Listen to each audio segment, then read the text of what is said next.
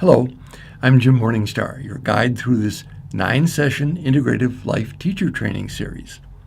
In this class, we will learn the principles of mental mastery and how to have them work for us in creating a successful, personal, holistic business plan in 4 major life areas for the next year.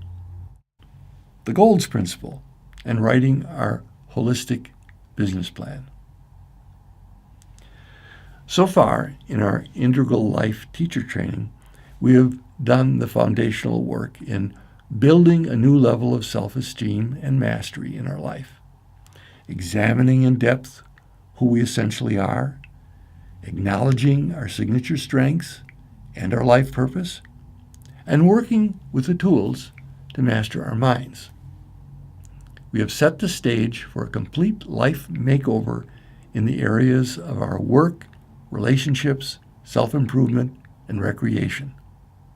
The Goals Principle states that I can achieve the results that I want in my life. That is, self-direction through the proper use of emotionally compelling, heart-centered goals. Telling the truth about our heart's desire is the first step on the journey to holistic success in our lives. If we continue to do just what other people think is best for us, we'll never be able to fully put our heart into what we want. And a half-hearted effort is a major ingredient to failure. If I do not have any emotional investment in what I'm doing, or if I've lost it, my work is passionless and becomes debilitating to my health and to those with whom I work or play. Challenges to setting effective goals. We do have to face some worthy challenges to set effective goals. Most of these challenges come from the misuse of goal setting that we may have experienced, thereby making the ideas of goal setting itself less than attractive, if not negative. These misuses may have been being harshly forced to do things others wanted and told it was for our own good. Be a football star like your father. Learn how to crochet like your mother. Being told that what we want is bad or shameful.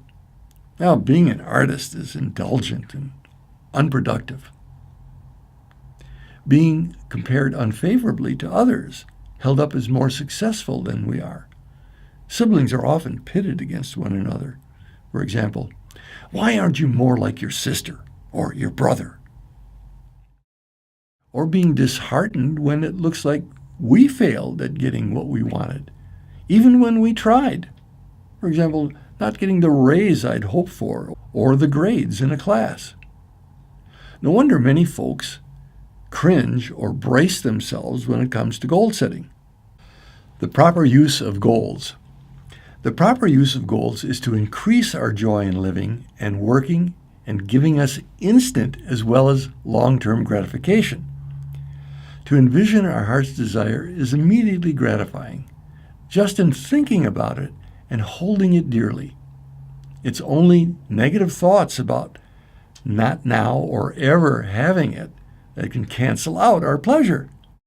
If I'm able to hold the pleasure of my goal in my mind and body, then working towards manifesting it becomes part of the pleasure. Research is showing that the ability to sustain positive feelings does correlate with better health, productivity, and resourcefulness. Being true to the spirit of goal setting. Now, the entire process, then, is part of the overall satisfaction. First, choosing the goal. Second, holding the vision and the feeling. Third, overcoming barriers. Fourth, relishing success. I become more flexible in evaluating my journey and the final result. Even when I may not have gotten the picture of success that my mind created, the pleasurable feelings which are true to my nature are allowed to come in other forms of success and perhaps unexpected surprises along the way. The spirit of the goal is what excites me about it, even though the picture of it may change en route. For example, at one point in my life, I may think that having a yacht is what's going to make me successful. I will have prestige. I will have friends. I will have healthy activity out in the open water. And so I get myself a big yacht, and I spend a lot of time working on it and paying for it and trying to rope people into getting barnacles off it for me. And, well, I had the goal. What I may discover along the way is that there are other ways to feel valuable. There are other ways to have friends. There are other ways to feel important in my life. But I chose the goal, and the journey is what taught me the lessons. I have to be willing to let go of the boat in order to get the spirit of it, which was, I want to feel like I'm worthwhile. I want to feel like I have friends and have healthy activities that we can do together. And I can let go of the boat and the barnacles, but keep the spirit. The truth is that I am both more resourceful in getting what I want and more open to favorably interpreting my results when I'm loving my journey, in the spirit of it, rather than fearing the worst and loathing each step along the way. I'm in charge of the way I set goals for myself. Through setting effective goals, I will highly increase the chances of my success and enjoyment as I travel my path. Some would argue that goals set one up for disappointment or pain and are bad in themselves, citing puritanical or even Eastern philosophies that make wanting or desire as the cause of all suffering. I believe that this is inaccurate. It is the inflexible attachment to or identification with the pictures of our mind that creates suffering. Who would deny the joy of a child in reaching out for a rattle? It's only if I cannot put the rattle down or still carry it around when I'm 21 that I will create problems.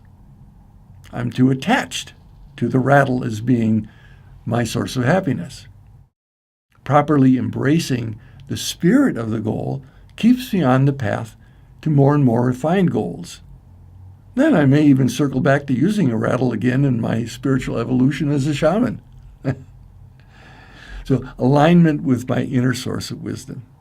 The empowerment that comes from the certitude that I am co-creating my life in alignment with my deepest values, my inner source, who I am, is the longer-lasting reward of goal setting, not the things I acquire or accomplishments I achieve.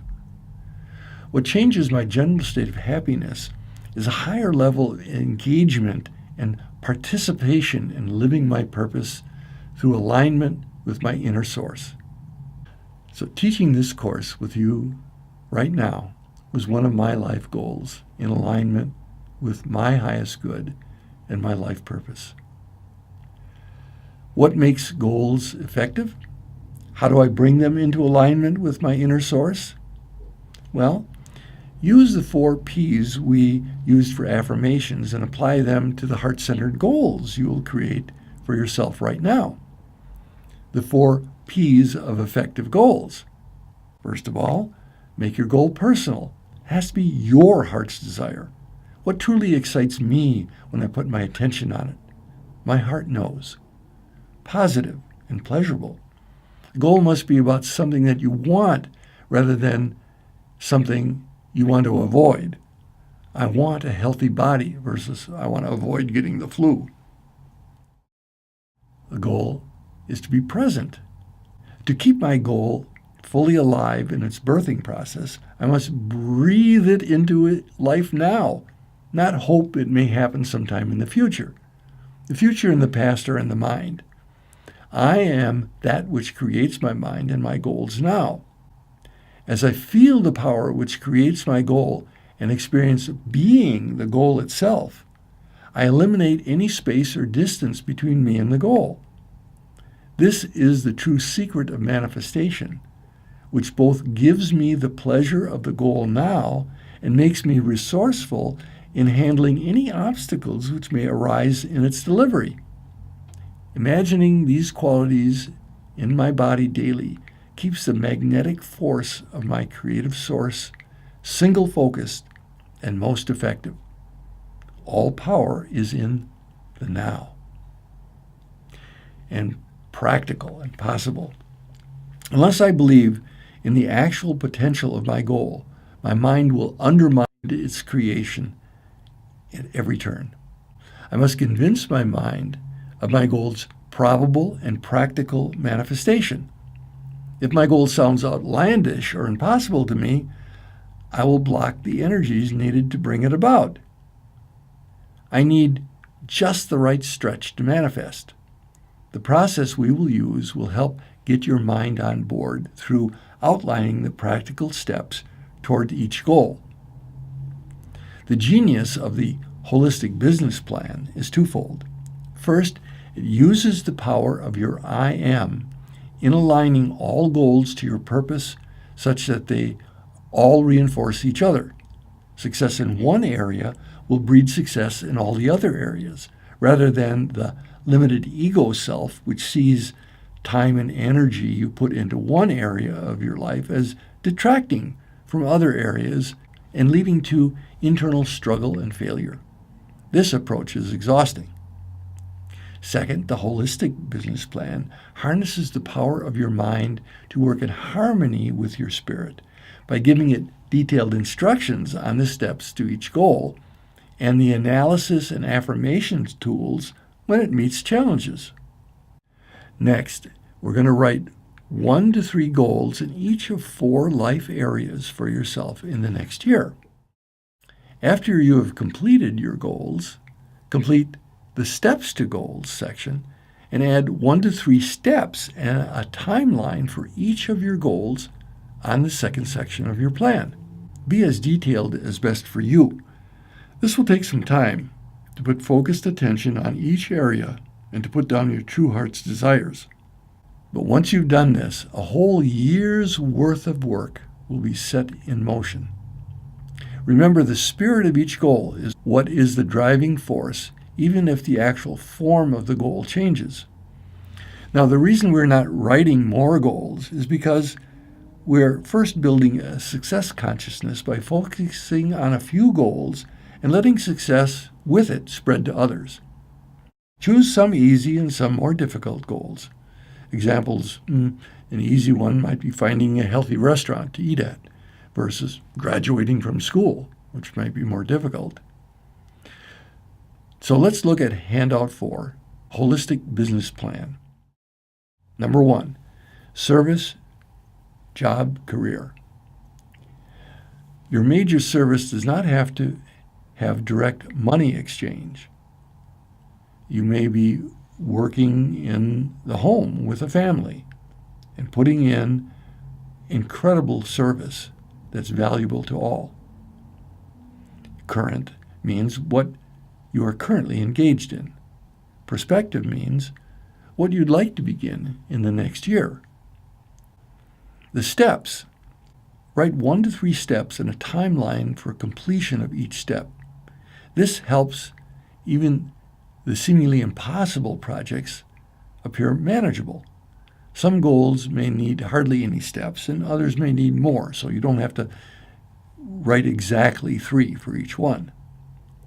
A timeline will help you by marking a date by which you would like each step to be completed. Now, be open to revising these as needed along the way. This is not to be used to demean or to beat yourself up. Second, relationships, intimate and family. Be sure to include parents and siblings as well as mates. Social and business. This could be with friends and workmates, but your goal could also be to develop more friendships.